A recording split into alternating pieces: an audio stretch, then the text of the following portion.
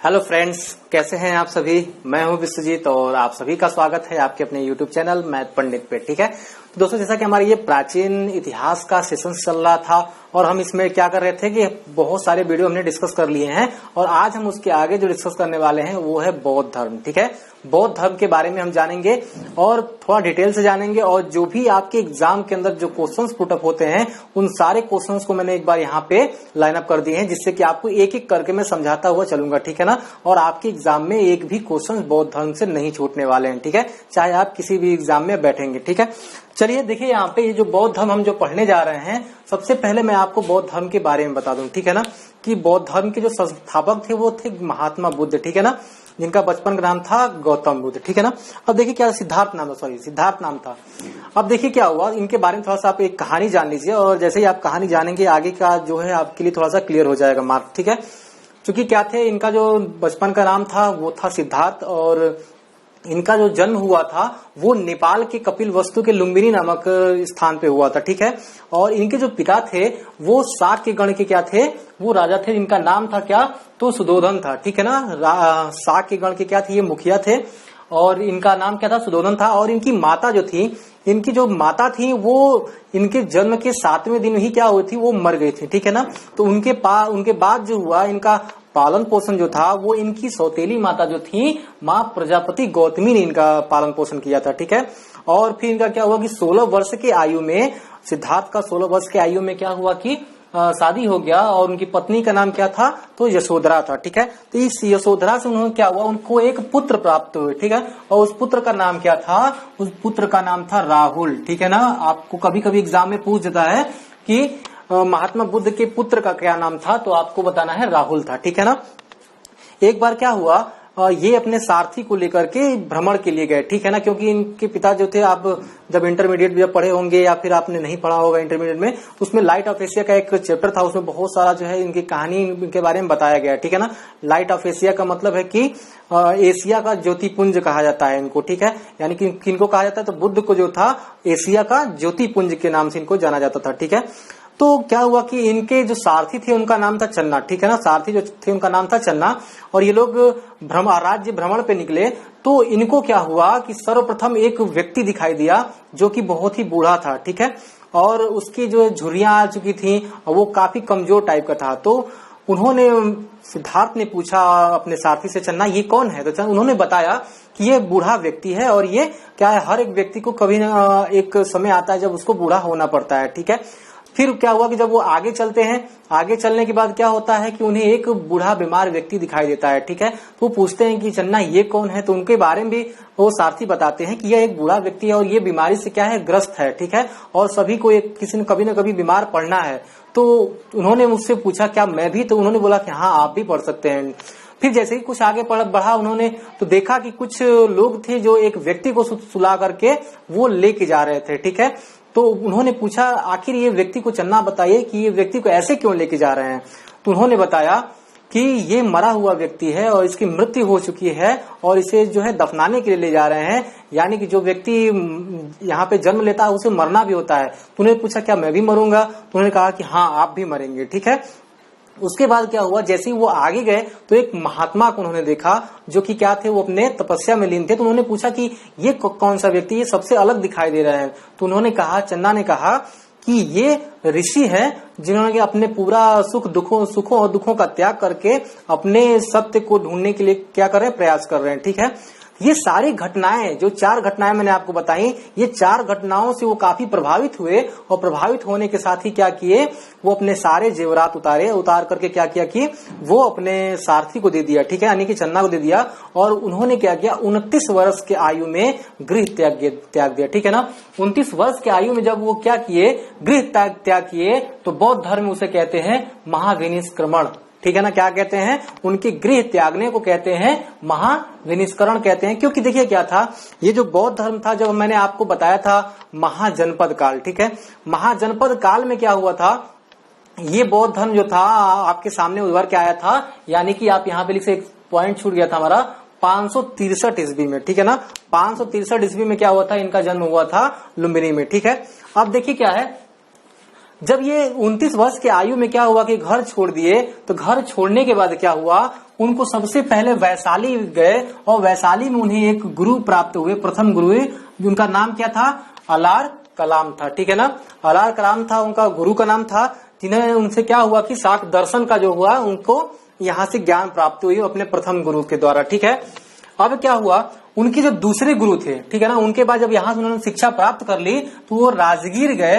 राजगीर जाने के बाद उनको एक दूसरे गुरु की प्राप्ति हुई जिनका नाम था रुद्रकर्मापुत्र। ठीक है ना, रुद्रकर्मापुत्र नाम था, जो कि उनके क्या थे, द्वितीय गुरु थे। ठीक है ना, अब उसके बाद क्या हुआ कि इनके साथ जो थे उनको 5 साधक मिले। ठीक है, उनको 5 साधक मिले और यहाँ से भी बहुत सारा क्वेश्चन आपसे पूछ लिया जाता है। वो 5 साधक कौन कौन थे, कौंडिन्य थे, वप्पा थे, भादिया थे, महानामा एवं असागी। ठीक है ना, ये क्या थे, 5 साधक उनको मिले थे। ठीक है ना, इस बारे में भी आपको याद रखना है कि इनका नाम बहुत कम ही पूछता है, बस आपसे ये पूछ लेगा बुद्ध को कितने साधक मिले थे, तो आपको बताना है नंबर ऑफ, ठीक है ना, साधक। ठीक है, यहाँ पे 5 साधक मिले थे। बात समझ में आ रही है। जैसे क्या हुए कि देखिए क्या था, उनको जो ज्ञान की प्राप्ति थी, ठीक है, यानी कि जब वो बहुत सारा कठिन तपस्या किए, कठिन तपस्या यानी कि 6 वर्षों की जो उनकी तपस्या थी, जिसमें कि अन्न जल को त्याग करके उन्होंने तपस्या किया था, और वो तपस्या किया था उस दिन क्या था, जब उनको ज्ञान की प्राप्ति हुई 35 वर्ष की आयु में जब उनको ज्ञान की प्राप्ति हुई, तो वो समय क्या चल रहा था, वैशाख पूर्णिमा का समय चल रहा था। ठीक है, वैशाख की पूर्णिमा थी और फाल्गु नदी के किनारे और पीपल के वृक्ष के नीचे, ये 3 चीज आपको याद रखना है। ठीक है ना, वैशाख की पूर्णिमा, फाल्गु नदी और पीपल के वृक्ष के नीचे पाया गया। और मैं आपको बता दूं, और इसी वैशाख की पूर्णिमा जिस दिन उनको ज्ञान की प्राप्ति हुई थी, उन्हीं को बुद्ध पूर्णिमा के नाम से जाना गया। ठीक है ना, बुद्ध पूर्णिमा के नाम से जाना गया है। इस चीज के बारे में आप लोग भली भांति जानते हैं। ठीक है, अब देखिए क्या है, अब देखिए क्या है कि जो जिस स्थान पे इन्हें क्या हुआ था, जिस स्थान पे इन्हें ज्ञान की प्राप्ति हुई थी, उस स्थान को बोध गया कहा गया। और उसके बाद से जब इनका नाम जो सिद्धार्थ था, उस दिन के बाद से ये क्या जाने गए, बुद्ध के नाम से जाने गए। और बुद्ध का अर्थ होता है जागा हुआ। ठीक है ना, अगर आपसे कोई पूछ दे कि बुद्ध का अर्थ क्या होता है, तो बुद्ध का अर्थ होता है जागा हुआ। ठीक है ना, जागा हुआ कहते हैं।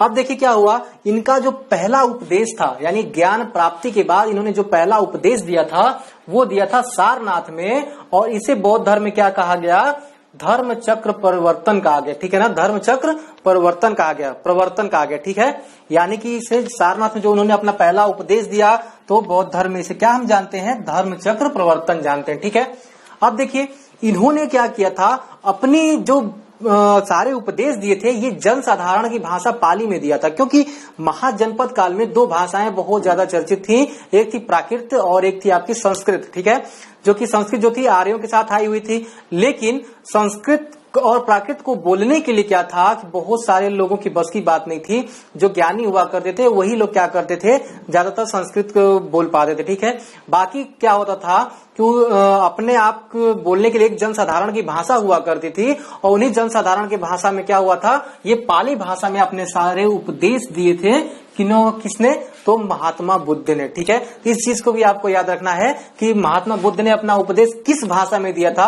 ये क्वेश्चन बहुत बार पूछता है, तो आपको कहना है कि पाली भाषा में महात्मा बुद्ध ने अपने सारे उपदेश को दिए थे। ठीक है ना, अब देखिए क्या था, और इन्होंने अपने सारे उपदेश जो दिए थे, जो अपने सारे उपदेश दिए, ये क्या था, सारे उपदेशों में सबसे ज्यादा उपदेश इन्होंने जहां दिया था, ये श्रावस्ती में दिया था। और मैंने आपको इससे पहले भी बताया था, श्रावस्ती किसकी राजधानी थी, तो कोसल महाजनपद, यानी कि 16 महाजनपदों में से एक महाजनपद था कोसल, जो कि आज के फैजाबाद अयोध्या का जो क्षेत्र है, उसे कोसल के नाम से हम पहले जानते थे। वो एक महाजनपद हुआ करता था और उसकी राजधानी थी आपकी श्रावस्ती। ठीक है, तो हम कह सकते हैं कि सबसे ज्यादा उपदेश इन्होंने श्रावस्ती में दिया था, कोसल की राजधानी श्रावस्ती में। ठीक है, और इनके जो अनुयायी थे, यानी कि इनको जो मानने वाले थे, इनके जो बौद्ध धर्म को अपनाने वाले जो विशेष सम्राट थे, वो कौन थे, बिंबिसार थे, जो कि मगध के सम्राट थे, फिर से प्रसेनजति थे, उदयन थे, और इनमें सबसे महत्वपूर्ण नाम अशोक का आता है। ठीक है ना,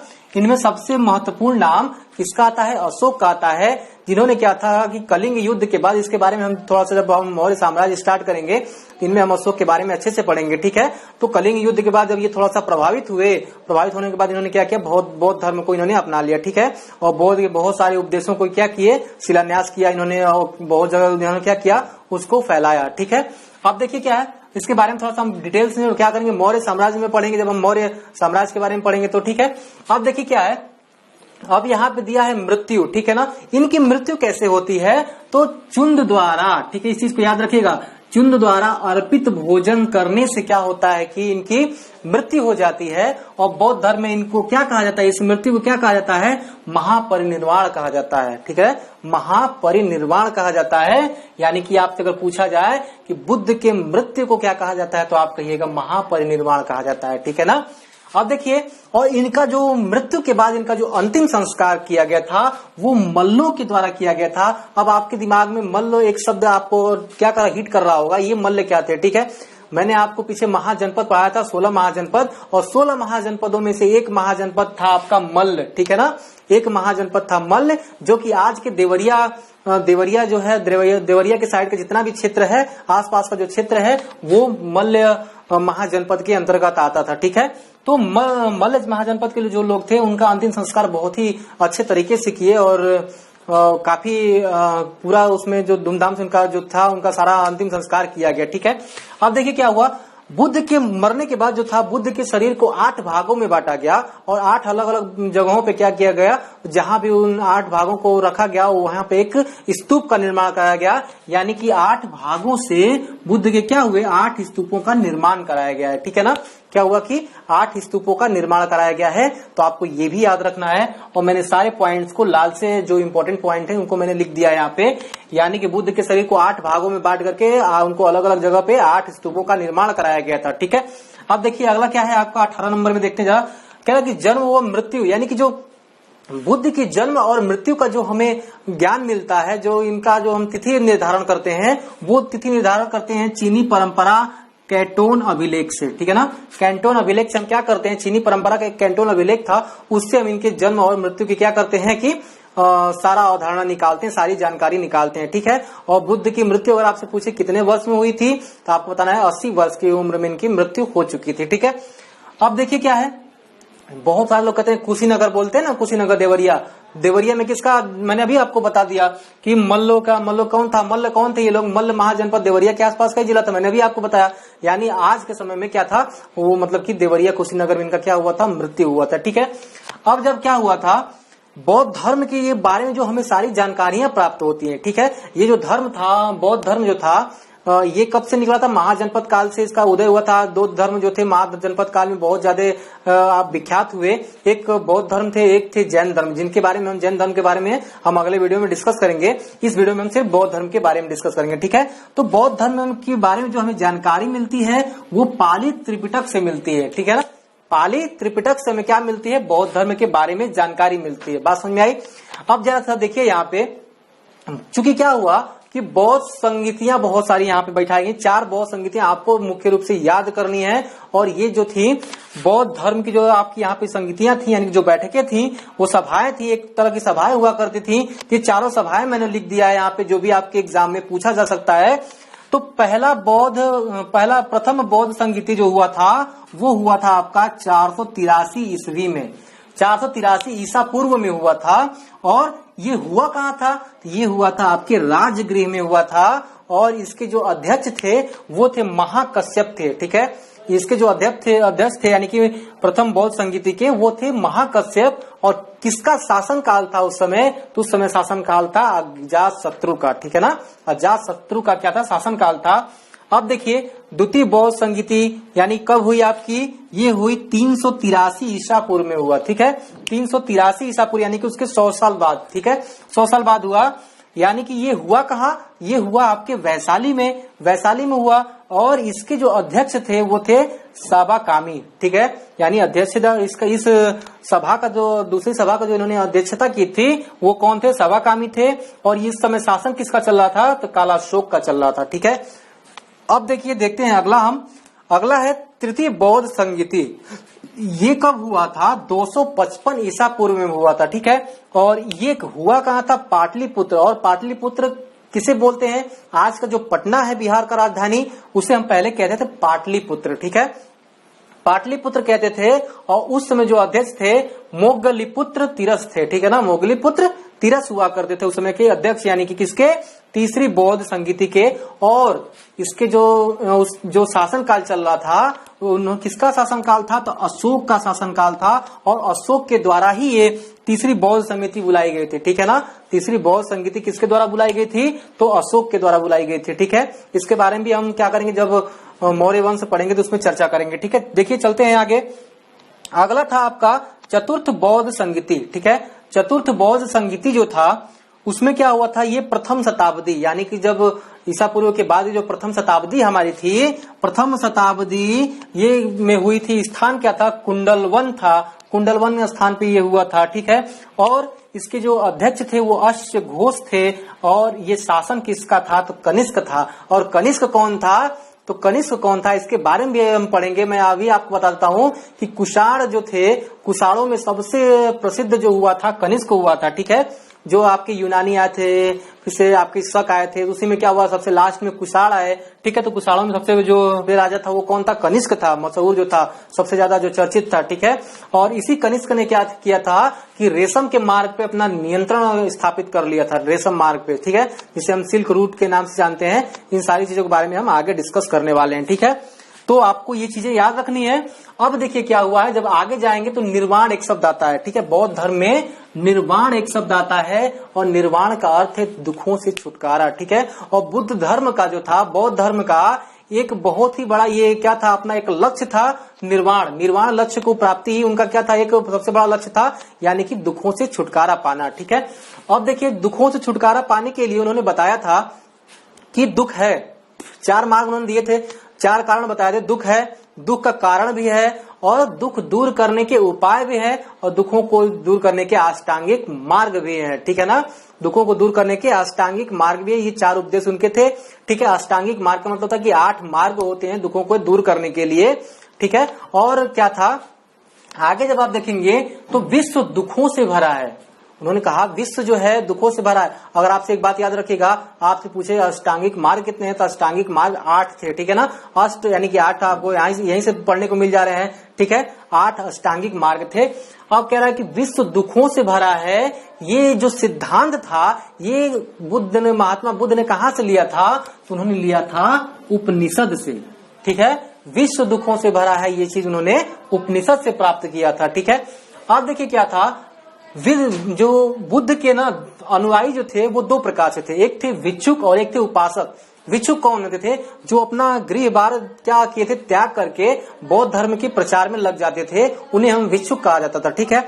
लेकिन उपासक क्या थे? जो अपने गृहस्थ जीवन को बरकरार रखते हुए उस धर्म को अपनाते थे, उस धर्म पे चलते थे, उन्हें हम कहते थे उपासक, ठीक है। तो यहाँ पे आपको भिक्षुक और उपासक में क्या होता है, आपको यहाँ पे अंतर मिल जाएगा, ठीक है।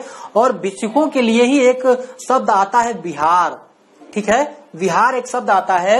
विहार का मतलब होता है कि विहार का मतलब ये होता है कि जो बौद्ध धर्म के जो जितने अनुयायी थे उनके लिए रहने के लिए क्या होता था, एक जगह बनाई जाती थी, उनको विश्राम करने के लिए जो जगह बनाई जाती थी उसे विहार कहा जाता है। और विहार के नाम पर ही जो हमारा राज्य है बिहार, उसका भी नाम पड़ा, क्योंकि सबसे ज्यादा जो विहार थे बौद्ध धर्म के जो वहाँ पे रहने के स्थान बनाए गए थे वो बिहार में ही ज्यादा बनाए गए थे, इसीलिए उस पूरे राज्य का नाम क्या पड़ गया?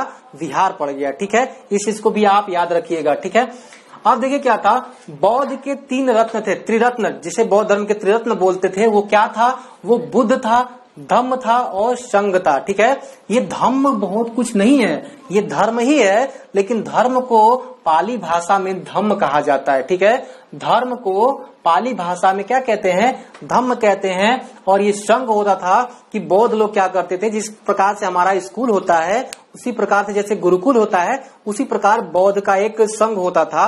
उसमें जो भी बौद्ध धर्म अपनाना चाहते थे वो लोग उस संघ में जाते थे, और उस संघ में जाने के लिए लगभग आपकी 15 वर्ष की आयु पूरी हो चुकी होती है, तभी आप उस संघ में एंटर कर सकते थे। ठीक है, तो आप यहाँ से संघ के बारे में जान गए। बुद्ध यानी कि जागा हुआ, धम्म का अर्थ होता है धर्म, संघ का अर्थ होता है जो समिति, जो जिसमें यहाँ क्या करते थे, बौद्ध धर्म अपनाने के लिए वहां पे जो शिक्षा लेने के लिए, बौद्ध धर्म की शिक्षा लेने के लिए जो वहां पे जाते थे उसे हम संघ कहते थे। ठीक है, अब देखिए क्या था, जब चौथी बौद्ध संगीति हुई तो उसके बाद जो था बौद्ध धर्म दो भागों में बट गया। ठीक है, बौद्ध धर्म दो भागों में कब बटा, ये भी आपसे पूछ सकता है, बौद्ध धर्म दो भागों में कब बटा, तो आपको बताना है चौथी बौद्ध समिति के बाद जो था बौद्ध धर्म दो भागों में बट गया। एक था आपका हीनमय और एक था महायान। ठीक है ना, एक था आपका हीनयान और एक था आपका महायान। और हीनयान का मतलब होता है कट्टरपंथी, हीनयान का मतलब था कट्टरपंथी और महायान का मतलब था उदारवादी। ठीक है ना, और जो ये आपका कनिष्क जो राजा था, कुषाण का जो कनिष्क राजा था वो महायान था। ठीक है ना, महायान था, बौद्ध धर्म का जो महायान था, जो बटा हुआ जो भाग था महायान का, ये क्या था, ये अनुयायी था। ठीक है, यानी कि जो कनिष्क था, कभी कभी एग्जाम में आपसे पूछ सकता है कि कनिष्क बौद्ध धर्म में से किसमें, हीनयान में था या कि महायान में, तो आपको क्या कहना है, वो महायान का क्या था, वो वहां पे अपने महायान को उसने अपनाया था। ठीक है, अब देखिए महायान का मतलब होता है उदारवादी, उदारवादी चरित्र को इसने क्या किया था, अपनाया था। अब देखिए क्या था, जो धार्मिक जुलूस होते हैं, जो कि आप बहुत सारे धर्म में क्या करते हैं, जुलूसों का वहां पे देखते हैं, जो कि अपने अपने धर्म का पताका लहराते हुए सभी लोग क्या करते हैं, एक साथ जश्न मनाते हुए जाते हैं। ये धार्मिक जुलूस जो थे, इनका प्रारंभ भी बौद्ध धर्म से ही हुआ है। ठीक है, बौद्ध धर्म से ही धार्मिक जुलूसों का क्या हुआ है, प्रारंभ हुआ है। और अब कह सकते हैं कि जो बौद्ध धर्म के लोग थे, जो बौद्ध धर्म था, वे अनिश्वरवाद थे। अनिश्वर या वाद मतलब कि ईश्वर की मान्यता नहीं रखते थे, लेकिन इनमें पुनर्जन्म की मान्यता थी। ये लोग मानते थे कि इंसान की एक आत्मा जो होती है वो शरीर छोड़ने के बाद दूसरे शरीर में धारण करती है, यानी कि इन्होंने पुनर्जन्म के बारे में इनमें क्या थी, मान्यता थी। ठीक है, जैसे आप आगे जाएंगे तो आपको पता चलेगा जो बुद्ध की ज्यादातर मूर्तियां थी वो गांधार शैली में क्या थी, बनी हुई थी।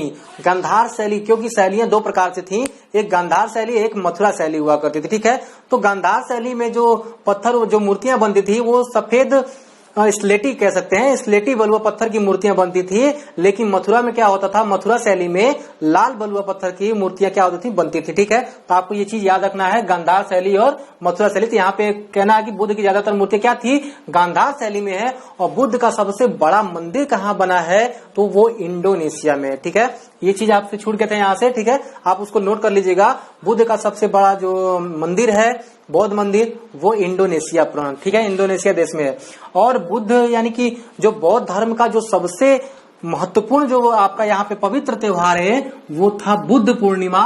और बुद्ध पूर्णिमा के दिन ही क्या हुआ था, उनको, बुद्ध को क्या हुआ था, ज्ञान की प्राप्ति हुई थी बोध गया के अंदर। ठीक है, तो ये सारी जो चीजें थी ये बुद्ध धर्म में क्या था, बौद्ध धर्म में बहुत ज्यादा इंपॉर्टेंट है। ये आपसे बार बार पूछा जाता है। इस टॉपिक से बहुत ज्यादा डीप में जाने की जरूरत नहीं है, क्योंकि जो भी क्वेश्चंस आपके बनते हैं, चाहे आप यूपीपीसीएस से लेकर के कहीं तक भी आप क्वेश्चन देखेंगे, इन्हीं के बीच सारे क्वेश्चंस आपके पुटअप होते हैं। तो मैं इसीलिए मैं कहता हूं कि ये सारे चीजों का आप एक बार स्क्रीनशॉट ले लीजिएगा। ठीक है, मैं कहता हूं आप एक बार इसका स्क्रीनशॉट ले लीजिए। ठीक है, देखिए क्योंकि क्या है कि दोस्तों आज का ये सेशन हमारा कैसा रहा आप कमेंट करके जरूर बताइएगा। बस एक छोटा सा प्रयास रहता है कि आपको आसान लैंग्वेज में जो है बहुत अच्छे तरीके से आपको सारा प्राचीन इतिहास से लेकर के मॉडर्न हिस्ट्री भी पढ़ाऊंगा आपको, और आधुनिक भारत का इतिहास भी मैं सारा आपको मैं पढ़ाने वाला हूं। इसलिए आप जो है हमारे चैनल पे बने रहिएगा, चैनल को सब्सक्राइब कर लीजिएगा और बेल आइकन को प्रेस करके रखिएगा, क्योंकि जो भी हमारे वीडियो के नोटिफिकेशन आपको समय पर प्राप्त होते रहे। ठीक है, आज के लिए इतना ही। जय हिंद।